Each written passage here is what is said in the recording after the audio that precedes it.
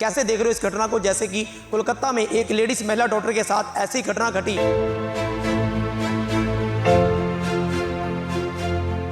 प्रधानमंत्री श्री नरेंद्र मोदी जी से ये निवेदन करूंगा कि कृपया आरोपियों को फांसी की सज़ा देनी चाहिए और इससे भी जो सख्त से सख्त सज़ा हो आरोपियों के साथ, वो सज़ा आरोपियों को देनी चाहिए।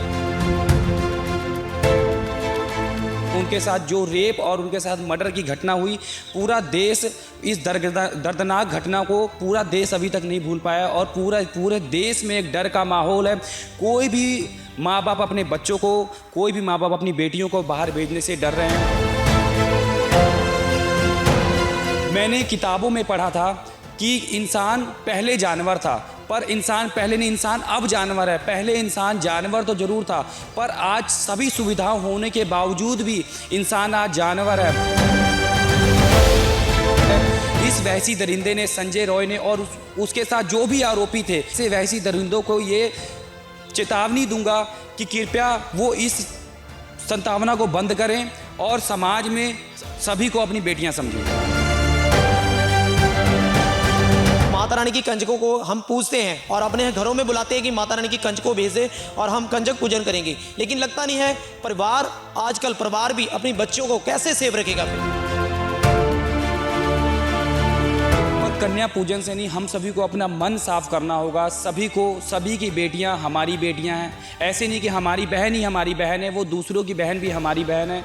ये जो संजय रॉय, एक जिसे साइको कहा जा रहा है, ये कोई साइको नहीं है। ये साइको था तो ये कोलकाता पुलिस में पुलिस हेल्पर के रूप में काम कर रहा था और इसकी इतनी पहुंच थी कि इसने अपने बलबूते पे कोलकाता आरजीके हॉस्पिटल जो है वहां पर अपनी पोस्टिंग करवाई और वहां ये टोट का काम करता था, जो कि मरीजों को बेड दिलवाता था। ये कोई साइको नहीं। इस केस को दबाने की कोशिश की जा रही है। इसके साथ बहुत ही पूंजीपतियों का हाथ है इस केस में। उस हॉस्पिटल में कुछ ना कुछ तो गलत हो रहा था। क्या है, उस सेमिनार हॉल में उस बहन की आवाज़ किसी को नहीं सुनाई दी? आरोपियों को सख्त से सख्त कार्रवाई होनी चाहिए और इससे भी ज़्यादा नहीं, उसे फांसी मिलनी चाहिए। उन्हें चौराहे पे गोली मार देनी चाहिए, जिनसे दूसरे आरोपियों को भी ये सबक मिले कि हम किसी की बहन बेटी की इज्जत के साथ खिलवाड़ ना करें। जेल में रहने का अधिकार नहीं है, वो फिर भी हमारे देश की रोटी खाएंगे। उन्हें जेल में तो रखा ही ना जाए, उन्हें शूट किया जाए, उन्हें चौराहे पे खड़ा करके उन्हें गोली मार दी जाए, उनका लिंग काट दिए जाए, जो कि कोई और भी किसी बहन बेटी के साथ कोई भी ऐसा गलत खिलवाड़, कोई गंदा घिनौना काम ना करे, रेप जैसे और मर्डर जैसी हत्या को कोई अंजाम ना दे। नमस्कार दोस्तों, आप देख रहे हैं द चिराग न्यूज चैनल और आप सभी को पता होगा कि कोलकाता में एक लेडीज महिला डॉक्टर के साथ जो एक रेप केस होता है, उसके बाद रेप के बाद उसकी हत्या हो जाती है। लेकिन उसके बाद जो अमन श्रीवास्तव जी हमारे साथ चैनल के साथ जुड़े हैं, उनसे बात करेंगे। अमन जी, कैसे देख रहे हो इस घटना को, जैसे कि कोलकाता में एक लेडीज महिला डॉक्टर के साथ ऐसी घटना घटी और आज आप हमारे चैनल के साथ जुड़े हैं, इस माध्यम के राही आप क्या कहना चाहोगे? सबसे पहले मिलन जी, मैं आपका बहुत बहुत धन्यवाद करता हूँ और चिराग न्यूज़ का बहुत बहुत धन्यवाद। अपना कीमती समय निकाल करके आप हमारे बीच पहुँचे और कोलकाता के आरजीकल मेडिकल कॉलेज में एक ट्रेनिंग डॉक्टर के साथ जो कि रेप और मर्डर का जो घटना हुई है, मैं इसके लिए पूरे भारत की ओर से, पूरे अपने भारत देश की ओर से एक शोक व्यक्त करता हूं और मैं प्रधानमंत्री श्री नरेंद्र मोदी जी से ये निवेदन करूंगा कि कृपया आरोपियों को फांसी की सज़ा देनी चाहिए और इससे भी जो सख्त से सख्त सज़ा हो आरोपियों के साथ, वो सज़ा आरोपियों को देनी चाहिए। और हमारे देश का ये नारा है, बेटियों के लिए हमारा ये नारा है, बेटी पढ़ाओ बेटी बचाओ। ना हमारी बेटियां पढ़ रही हैं, ना हमारी बेटियां बच रही हैं। इसलिए हम सभी को मैं अपनी ओर से, मैं अपनी पूरी टीम की ओर से सभी बहनों को ये कहूँगा कि सभी बहनों को अपनी सुरक्षा आप करनी चाहिए, क्योंकि कोलकाता में लेडी डॉक्टर के साथ जो कि हमारी बहन है, उनके साथ जो रेप और उनके साथ मर्डर की घटना हुई, पूरा देश इस दर्दनाक घटना को पूरा देश अभी तक नहीं भूल पाया और पूरे देश में एक डर का माहौल है। कोई भी माँ बाप अपने बच्चों को, कोई भी माँ बाप अपनी बेटियों को बाहर भेजने से डर रहे हैं। अभी समाज कुछ ऐसा चल रहा था, बेटा और बेटी में कोई फ़र्क नहीं था, पर नहीं, बेटा और बेटी में फ़र्क है। आज भी कुछ वैसी दरिंदे घूम रहे हैं समाज में, जिनसे अपनी बेटियों को बचाने का हमें बचाना पड़ेगा। और मैंने किताबों में पढ़ा था कि इंसान पहले जानवर था, पर इंसान पहले नहीं, इंसान अब जानवर है। पहले इंसान जानवर तो ज़रूर था, पर आज सभी सुविधाएं होने के बावजूद भी इंसान आज जानवर है, जो कि अपनी कुछ समय के मज़े के लिए किसी की बहन बेटी के साथ खिलवाड़ किया जा रहा है। जो कि एक ट्रेनिंग डॉक्टर, जो कि डॉक्टर वो एक महान भगवान के रूप में होती हैं। डॉक्टर वो एक रूप है जिसके पास एक हर किसी अमीर गरीब हर किसी ने डॉक्टर के पास जाना है, और डॉक्टर भगवान का दूसरा रूप है। इस वैसी दरिंदे ने, संजय रॉय ने और उसके साथ जो भी आरोपी थे, ऐसे वैसी दरिंदों को ये चेतावनी दूंगा कि कृपया वो इस संतावना को बंद करें और समाज में सभी को अपनी बेटियां समझें। अमन जी, नवरात्रे भी आएंगे, माता रानी के नवरात्रे आएंगे, वहाँ पे हम लोग जैसे कि कंजकें, माता रानी की कंजकों को हम पूजते हैं और अपने घरों में बुलाते हैं कि माता रानी की कंजकों भेजे और हम कंजक पूजन करेंगे, लेकिन लगता नहीं है आजकल परिवार भी अपनी बच्चियों को कैसे सेव रखेगा फिर? देखो जी, सबसे पहले कन्या पूजन ज़रूरी है। कन्या पूजन लोग करते हैं, मैं भी हिंदू धर्म से हूँ, हमारे यहाँ भी कन्या पूजन होता है और नवरात्रे में 9 दिन का व्रत हम लोग भी रखते हैं। पर कन्या पूजन से नहीं, हम सभी को अपना मन साफ़ करना होगा। सभी की बेटियां हमारी बेटियां हैं। ऐसे नहीं कि हमारी बहन ही हमारी बहन है, वो दूसरों की बहन भी हमारी बहन है। ये जो संजय रॉय, एक जिसे साइको कहा जा रहा है, ये कोई साइको नहीं है। ये साइको था तो ये कोलकाता पुलिस में पुलिस हेल्पर के रूप में काम कर रहा था, और इसकी इतनी पहुंच थी कि इसने अपने बलबूते पे कोलकाता आरजीके हॉस्पिटल जो है वहाँ पर अपनी पोस्टिंग करवाई, और वहाँ ये एक टोट का काम करता था, जो कि मरीजों को बेड दिलवाता था। ये कोई साइको नहीं। इस केस को दबाने की कोशिश की जा रही है। इसके साथ बहुत ही पूंजीपतियों का हाथ है इस केस में, और मैं ये सरकार से दावा करना चाहूँगा, मैं सरकार से दावा करता हूँ कि उस हॉस्पिटल में कुछ ना कुछ तो गलत हो रहा था। क्या उस सेमिनार हॉल में उस बहन की आवाज़ किसी को नहीं सुनाई दी? एक छोटी सी खड़क की आवाज़ भी सुनाई देती है तो दूर दूर तक आवाज़ आती। रात के समय एक सेमिनार हॉल में एक उस बहन की आवाज़ किसी को नहीं सुनाई दी। 40-45 मिनट तक वो वैसी दरिंदा उस हॉस्पिटल के सेमिनार हॉल में था।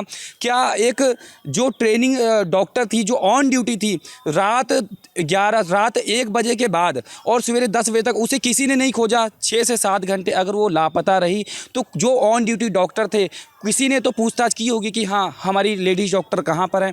तो ये इसमें कोई बहुत बड़ा राज है और इसमें बहुत से लोग इन्वॉल्व हैं। इस करके मैं कोलकाता सरकार से भी ये निवेदन करूंगा कि आरोपियों को सख्त से सख्त कार्रवाई होनी चाहिए, और इससे भी ज़्यादा नहीं, उसे फांसी मिलनी चाहिए, उन्हें चौराहे पे गोली मार देनी चाहिए, जिनसे दूसरे आरोपियों को भी ये सबक मिले कि हम किसी की बहन बेटी की इज्जत के साथ खिलवाड़ ना करें। अमन जी, संजय राय की आप बात कर रहे हो, संजय राय के साथ पीछे भी लगता है कहीं ना कहीं और भी हो सकते हैं। अकेला तो वारदात को नहीं हो सकता, लेकिन लगता है कि पीछे कोई और भी इसके साथ होंगे।